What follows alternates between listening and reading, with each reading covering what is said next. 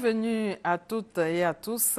L'Ivoirienne Muriel Aouré remporte la médaille d'argent en arrivant deuxième à la finale du 100 mètres d'athlétisme. Muriel Aouré est détentrice des records de Côte d'Ivoire des 100 mètres et 200 mètres et elle a 26 ans. Après feu Gabriel Tchako en 1984, Muriel Aouré remporte la deuxième médaille d'argent pour la Côte d'Ivoire au niveau de l'athlétisme international. Au Mali, l'ancien Premier ministre Ibrahim Boubacar Keïta, dit Ibeka, est devenu le nouveau président. Avant même la publication des résultats du second tour de la présidentielle au Mali, Soumaïla Cissé, le concurrent d'Ibrahim Boubacar Keïta, est allé rendre visite à celui-ci lundi dans la soirée pour reconnaître sa défaite. Soumaïla Cissé a justifié ce geste par la tradition malienne et espère que le président Keïta pourra faire face aux besoins des Maliens. Il dit ne pas renoncer cependant à la politique ni même à une destinée présidentielle. Les ministres de l'Environnement et de l'Industrie ont échangé avec les opérateurs économiques et organisations patronales. Objectif, leur expliquer le bien fondé de la mesure gouvernementale de suppression des sachets plastiques qui ont une nuisance sur l'environnement. Le décret de suppression a été pris le 22 mai dernier. Les travaux d'assainissement de la décharge de Boaké ont démarré. Il est question de dépolluer la décharge et réduire les risques de maladies. Reportage Charles Tato.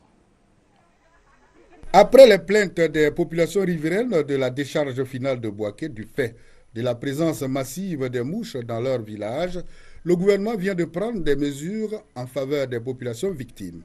D'ailleurs, des travaux relatifs à la dépollution et à l'assainissement des villages riverains ont déjà démarré.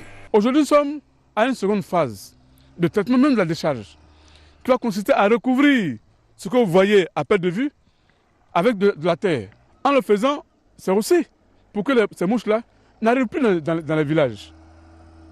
Avec le traitement qui est engagé déjà, nous pensons que nous allons pouvoir réduire, en tout cas dans l'immédiat, l'influence et la nuisance des mouches. Ces opérations de pulvérisation des habitations et d'enfouissement menées depuis quelques jours s'inscrivent dans le cadre d'un projet gouvernemental qui prend en compte 3 villes du pays.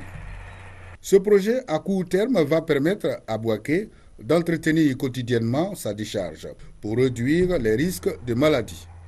À moyen terme, il va permettre de construire une école formant au métier de la salubrité. Les techniciens commis à la tâche souhaitent avoir plus d'espace pour agrandir la décharge afin de mieux traiter les tonnes d'ordures déversées en ce lieu. En attendant l'industrialisation de la décharge, ces travaux sont accueillis avec joie par les populations riveraines qui en sont les premières bénéficiaires.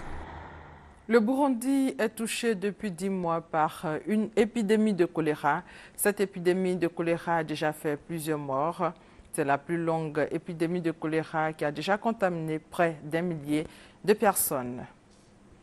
Situation en Égypte toujours tendue. La communauté internationale redoute une nouvelle effusion de sang dans le pays où plusieurs centaines de personnes sont mortes dans des heurts entre partisans et opposants du président déchu, Mohamed Morsi.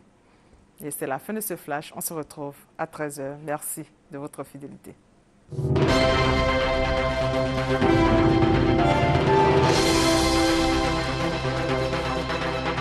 Thank you.